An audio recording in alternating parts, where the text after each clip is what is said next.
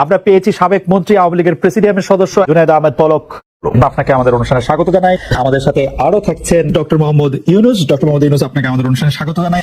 আমার একজন ভারতীয় সাংবাদিক বন্ধু আমাকে বলেছেন যে শেখ হাসিনার পার্লামেন্ট নাকি এখন কলকাতা, শেখ হাসিনার ক্যাবিনেট সদস্যরা কি সত্যি এখন দিল্লিতে? বলো।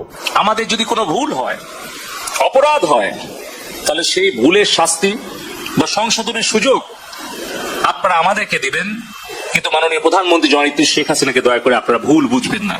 শিক্ষা প্রতিষ্ঠান, ছাত্র ছাত্রী, শ্রমিক, মেহনতি মানুষের কাছে গিয়ে প্রকৃত সত্যটা তুলে ধরে তাদের কাছে আমাদের কোনো ভুল ত্রুটি হলে আমরা করজোড়ে ক্ষমা চেয়ে দেশের জন্য, দেশের শান্তি উন্নয়নের জন্য, নিরাপত্তার জন্য আমরা এই দূরত্ব দূর করার চেষ্টা করি। যদি আমাদের তরুণ তরুণীরা, আমাদের ছাত্রছাত্রী ভাই বোনেরা তারা যদি মনে করেন যে এই দেশব্যাপী ইন্টারনেটের সেবা ব্যাহত হওয়ার জন্য কেউ দায়ী, তাহলে সেই দায়ী আমি দায়িত্বপ্রাপ্ত ডাক এবং টেলিযোগাযোগ তথ্য প্রযুক্তি প্রতিমন্ত্রী হিসেবে সারা দেশব্যাপী ইন্টারনেট সেবা ব্যাহত হওয়ার জন্য এই দায় এবং দায়িত্ব আমার, এবং সেই দায়িত্ব সঠিকভাবে পালনে ব্যর্থ হওয়ার জন্য যদি কারো শাস্তি হয় সেটা হওয়া উচিত আমার।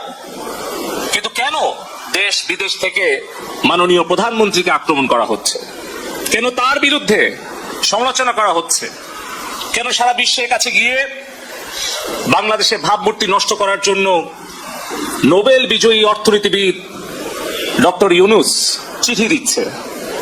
আমাদের সামনে উদাহরণ আছে কিভাবে আফগানিস্তানে একটা দেশ দখল করে সেখানে একটা গণতান্ত্রিক সরকারকে উচ্ছেদ করে হামিদ কারজাই নামে একজন বিদেশ থেকে এনে সেখানে কিন্তু সরকারের দায়িত্ব জোর করে চাপিয়ে দিয়েছিল।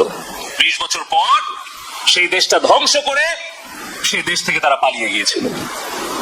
এই বাংলাদেশ নিয়ে আবারও ওই রকম হামিদ কারজাই মার্কা একটা সরকার বসানোর জন্য বাংলাদেশে কিছু মুখোশধারী স্বাধীনতা বিরোধী চক্রান্তকারী বিদেশের এজেন্ট তাদেরকে গুছিয়ে গুছিয়ে আপনারা দেখবেন যে তারা টেলিভিশনের সামনে এসে অনেক ভালো ভালো কথা, মিষ্টি মিষ্টি কথা বলছে, কিন্তু তাদের পেছনে যে ষড়যন্ত্র সেটা হয়তো উদ্ঘাটন করতে আমাদের সময় লাগবে, সেটা হয়তো দেশের জনগণকে উপলব্ধি করতে সময় লাগবে, কিন্তু সেই সময়ের মধ্যে আমার সোনার বাংলাদেশের যে ক্ষতি হয়ে যাবে সেই ক্ষতি কিন্তু আমরা কোনোদিন কাটিয়ে উঠতে পারবো না।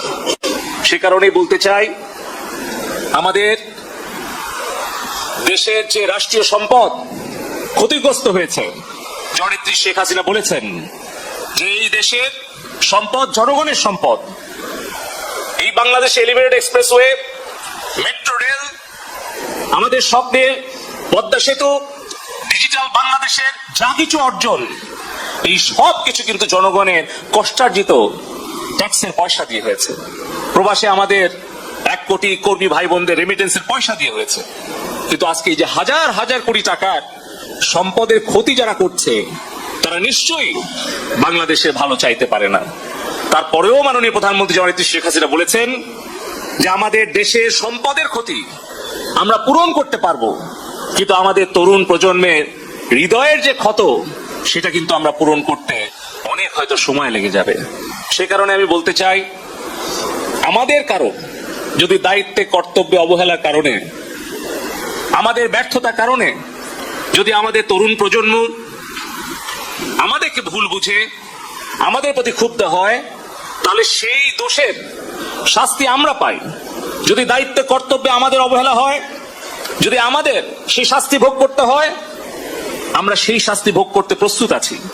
যে কোনো সিদ্ধান্ত মাথা পেতে নিতে রাজি আছি, কিন্তু আমাদের কষ্ট হয় যখন আমাদের কোনো ভুল বা আমাদের কোনো ব্যর্থতার কারণে আমাদের প্রাণপ্রিয় নেত্রী জননেত্রী শেখ হাসিনাকে দোষারোপ করা হয়, তার বিরুদ্ধে সমালোচনা এবং ষড়যন্ত্র করা হয়। সে কারণে আমি আবারও বলবো, আমাদের দেশের 5 কোটি ছাত্রছাত্রী ভাই বোনেরা আছে, আমাদের যদি কোনো ভুল হয়, অপরাধ হয়, তাহলে সেই ভুলের শাস্তি বা সংশোধনের সুযোগ আপনারা আমাদেরকে দিবেন। আপনাকে অনেক ধন্যবাদ, আপনি আমাদেরকে সময় দিয়েছেন। আমি সরাসরি প্রশ্নে চলে আসি। শেখ হাসিনা স্পষ্টতই আপনাকে অপছন্দ করেন, অনেক কিছুর জন্য আপনাকে দায়ী করেন, পদ্মা সেতু এবং এই সেই।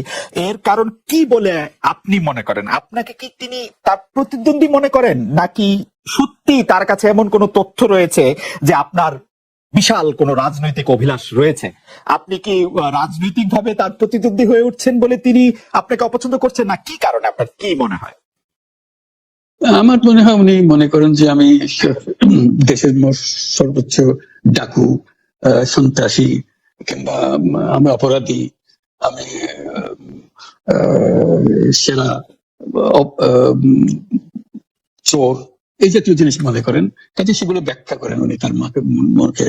উনি বলেন যে আমি সুদখোর, আমি ঘুষখোর, আমি সব এমন সব কটু শব্দ ব্যবহার করেন যাতে মনে হয় যে আমার সম্বন্ধে তার ধারণা খুবই খারাপ। কিন্তু এইটা তো এরকম ছিল না। আমরা দেখেছি যে 96 থেকে 2001 সাল পর্যন্ত নানাভাবে এই সরকারি বা আওয়ামী লীগ সরকারি আপনার সাথে, বা আপনি আওয়ামী লীগ সরকারের সাথে একসাথে কাজ করতে কোনো সমস্যা হয়নি। আপনি এইটার জায়গাটাকে একটু, ব্যাকগ্রাউন্ডটাকে আমাদের একটু বলা যাবে যে আপনার কাছে কি মনে হয় কেন এই শত্রুতার বা কেন এই অপছন্দের বিষয়টা একটু সৃষ্টি হলো বা তৈরি হলো? যাই হোক, এটা আমার তরফ থেকে হয়নি। আমি তাকে যথাযথ শ্রদ্ধা করে নিয়ে গেছিলাম আমাদের মাইক্রোক্রেডিট সামিটে ওয়াশিংটন ডিসিতে। আমাদের প্রধান অতিথি করে নিয়ে গেছি, সবাই সম্মান করেছে। কারণ এই মাইক্রোক্রেডিটটা তখন পৃথিবীর সামনে আসছে, বড় আকারে আসছে, এবং এটা বাংলাদেশের অবদান হিসেবে সবাই স্বীকৃতি দিচ্ছে। ওয়াশিংটনে দুনিয়ার সেরা যারা সবাই উপস্থিত ছিলেন, তার মধ্যে আমরা ওনাকে নিয়ে গেছিলাম এই জন্য যে বাংলাদেশের পক্ষ থেকে এই গৌরবটা যেন তিনি আমাদের পক্ষ হয়ে গ্রহণ করেন। উনিও রাজি হয়েছেন, উনিও গেছেন, করেছেন। কাজে এটা স্বাভাবিকভাবে এই সম্পর্ক থেকে যাওয়ার কথা ছিল, কিন্তু কি কারণে এটা ঘাটতি হতে আরম্ভ করলে বুঝতে পারলাম না। কিছুদিন পর থেকেই ওনার আচরণ এবং তার শব্দ পরিবর্তন হতে আরম্ভ করলো। এমন পরিবর্তন হলো এখন আমাকে চোট বদমাইশ ছাড়া আর কোনো বিষয় উনি মনে করেন বলে মনে হয় না আমার কাছে। আসলে এটা নিয়ে কথা বলাটা একটু বিব্রতকরই, কিন্তু কেউ কেউ এটা বলে থাকেন যে বিশেষ করে যে 2007 সালে যে 111 সরকার আমরা যাকে বলি, তাদের যে বিরাজনীতিকরণের একটি চেষ্টা, সেই চেষ্টার মধ্যে আপনার অংশগ্রহণ আছে কিনা? যদিও বারবার বলা হয় যে আপনি আসলে সেই ক্ষমতাটা দখল করতে চেয়েছিলেন, অথচ আমরা উল্টা শুনেছি, আপনার মুখেও শুনেছি, যারা ওই সময় কুশলভ ছিলেন তাদের মুখেও শুনেছি যে আপনাকে আসলে অফার করা হলো, আপনি সেটি ফিরিয়ে দিয়েছিলেন। কিন্তু কেউ কেউ আবার বলে থাকেন আপনি এটা লম্বা সময়ের জন্য চেয়েছিলেন। এইটি কি একটা কোনো কারণ হতে পারে? এই ব্যাপারটি কি আমাদের দর্শকদের জন্য মানে বা ইয়েদের জন্য একটু আপনি পরিষ্কার করবেন যে আপনি আসলে রাষ্ট্রের সর্বোচ্চ ক্ষমতায় বা রাজনীতির জায়গায়, দেশ পরিচালনায়, সেগুলিতে আপনি আসলে আসতে চেয়েছিলেন কিনা, চান কিনা, বা ওই জায়গা থেকে? যদি চাইতাম খালেদ, যদি চাইতাম, তখন যখন মিলিটারি আমার বাসায় এসে বসে রইলো সারা রাত আমাকে রাজি করানোর জন্য, আমি তো লুফে নিতাম। রাজি করানোর জন্য বসে থাকতে হবে কেন? আমি যদি ক্ষমতায় চাইতাম বলে আজ চলেন চলেন, কি করতে, কি কোন জামাটা পড়তে হবে দেখিয়ে দেন, এখনই যাচ্ছে। আমি তো সেটা করিনি। তাদের সঙ্গে তর্ক করেছে, সারা রাত ধরে তর্ক করেছে যে না ভাই আমাকে দিয়ে না, আমি এই কাজে উপযুক্ত না, আপনারা অন্য লক্ষ্য যান। তারা আমার উপরে মন ঠিক করে ফেলেছে আমাকে নিতে হবে। আমি বারে বারে বলতেছি তাদেরকে, তারা নিরাশ হয়ে ফিরে গেল, বললো যে সকালবেলা আবার আসবো, সকালবেলায় আসলে তখন আপনি আমাদেরকে বলেন যে রাজি আছেন। আমি বললাম না, সকালবেলা আসলে একই কথা পাবেন, কারণ আমি তো এটা এমন কিছু না যে মনের মধ্যে সন্দেহ রেখে, দ্বন্দ্ব রেখে আপনাদেরকে বলছি, অত্যন্ত পরিষ্কার ভাবে আপনাদের কাছে বলছি।